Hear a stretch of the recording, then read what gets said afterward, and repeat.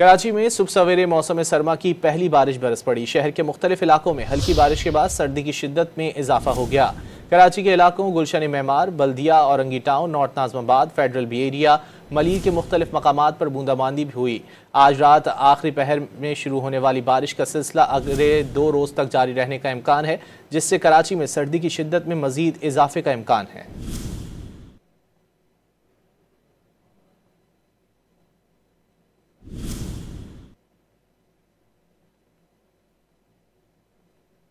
कराची के इलाकों Gulshan Maymar, Baldia, Orangi town, north Nazimabad, federal B area, Malir के मुख्तलिफ मकामात पर बूंदाबांदी भी हुई।